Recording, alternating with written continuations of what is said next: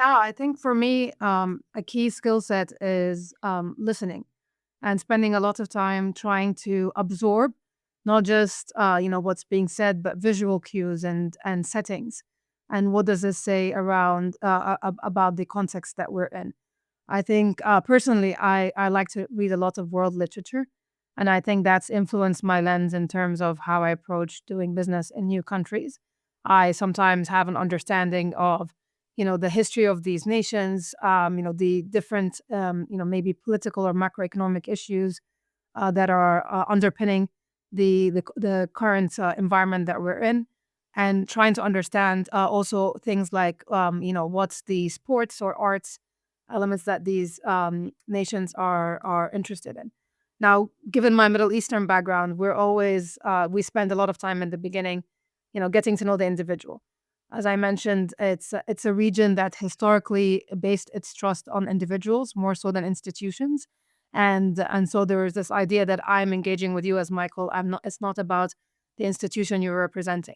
And if you even monitor how business gets done in the region, you'll find that people anchor around individuals and they follow them in different roles. And this may lead to very interesting stories around careers and investments that don't look as linear as they do in a Western context. But what I've taken in from that is the idea of connecting with the individual first, as opposed to coming and saying, okay, this is my title, this is my organization, and being ready to pitch or sell directly. It's kind of listening, understanding who the individual is that I'm sitting across, what are their interest areas, speaking about anything beyond the business context to get into a comfortable rapport before moving forward. And then picking up on hunches from them in terms of, are they very fast paced in do they want to get to action items right away? So this is a person who's very much execution or action oriented. Are they wanting a lot more context? Are they looking to involve much more people in, follow up meetings, or are they looking to engage one on one directly? So it's leaning in to take cues from them about how they want me to show up in that meeting. And I think it all comes back to this idea of a growth mindset. And even with countries or places where I'm very familiar, as I was just saying in Saudi, for example, it's a place that I can say that I'm quite familiar with. I had to pause and digest the changes that are happening on the ground, so that I can show up in a way that is relevant to the current context, because my context, it has been outdated, or it's evolved quite a bit since what I experienced the country like.